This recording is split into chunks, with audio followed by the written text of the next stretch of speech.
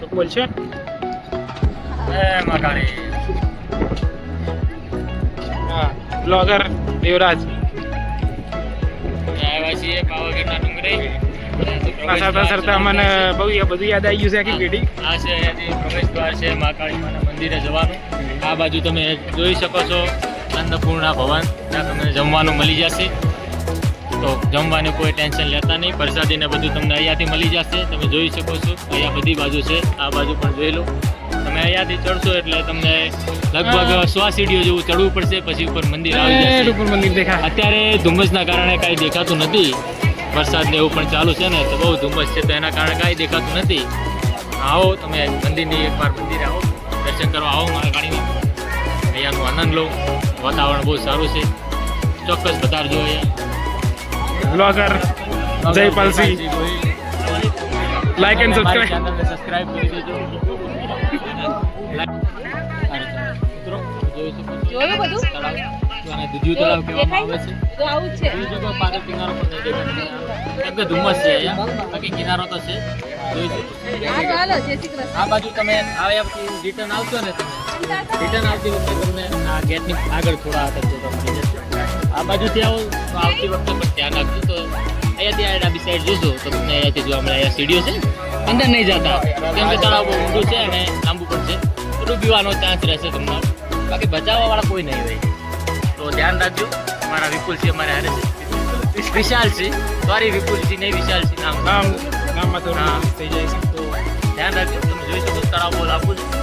કિનારો તો નહીં દેખાય તમને તળાવ, કેમ કે હમણાં ધુમ્મસ છે. બાકી કિનારો તમને ધુમ્મસ નહીં હોય ત્યારે દેખાઈ જશે. તમને તો દેખાવામાં જ આવતું હતું ને ધુમ્મસ. હા, ધુમ્મસ બહુ છે. જો રોપવે પણ નથી દેખાતી, ઉપર જોઈ શકો છો રોપવે છે ત્યાં. આવો વધારો અહીંયા પાવાગઢના ડુંગરે ચડો. હા, મળીએ નીચે જઈને. ચાલો બાય.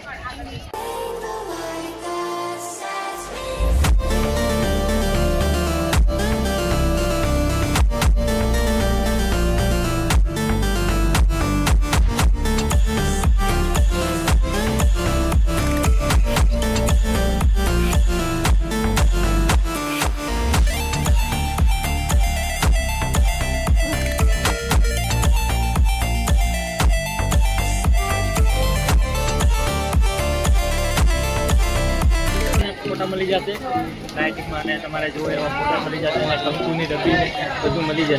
જોવો છો તમે બધા ફોટા છે, જો એવા ફોટા છે. નાનું મંદિર જોવો તો પણ તમને મળી જશે. જોઈ શકો છો તમે આ બાજુ પર તમારે લાઇટવાળા જેવા જોવા સારા બધા ફોટા મળી જશે. નાની મોટી સાઇઝમાં બધા જોઈ શકો છો. અહીંયા નાની સાઇઝ છે. આ જો આ નાના ફોટા પણ છે મંદિરમાં મૂકવા માટે. બધી બાજુ બધું નાનું મંદિર લેવું તો નાનું મંદિર છે. પ્રસાદી પણ અને કંકુની ડબ્બી પણ તમને અહીંયાથી મળી જશે, તો લેવાનું ભૂલશો નહીં. આ દુકાનનું નામ જોઈ લો તમે, ચીકુ પડિયો પેલેસ. તમે ચોક્કસ પધારજો. આગળ આવો તો તમને કિલોમીટર વાંચતા નથી આવડતું, દુકાન પણ છે અહીંયા તમે જોઈ લો.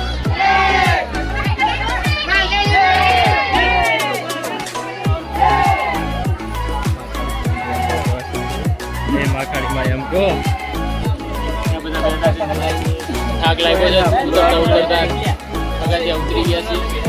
હવે થાકીને અહીંયા બેઠા છીએ બધા ભાઈઓ.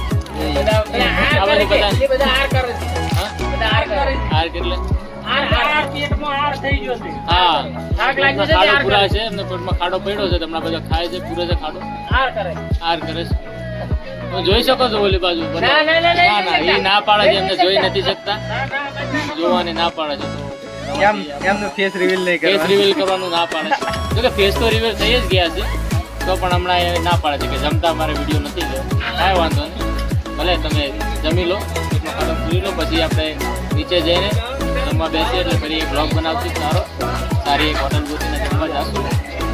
નીચે જઈને મળીએ. આપણે 3 વાર કીધું નીચે જઈને મળીએ, તો પણ હજુ નીચે 2-4 વિડીયો બની જશે. જોતા રહેજો વિડીયો. પતંગ રાજાની છે, મંદિર જ એ જ છે.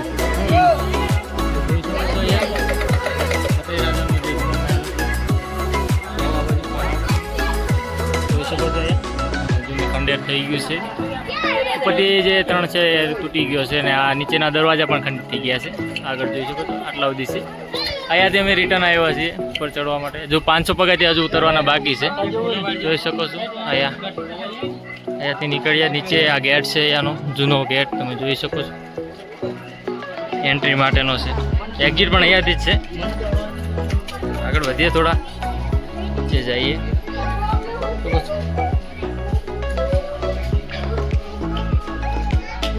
હજુ જૂની કિલ્લાની દીવાર હજુ ઊભી છે અહીંયા. અડધી તૂટી ગઈ છે ને અડધી ઊભી છે, તમે જોઈ શકો છો. આ બાજુ પણ છે, આ બાજુ ગેટ છે. અહીંયાથી એન્ટ્રી બહુ સારી છે.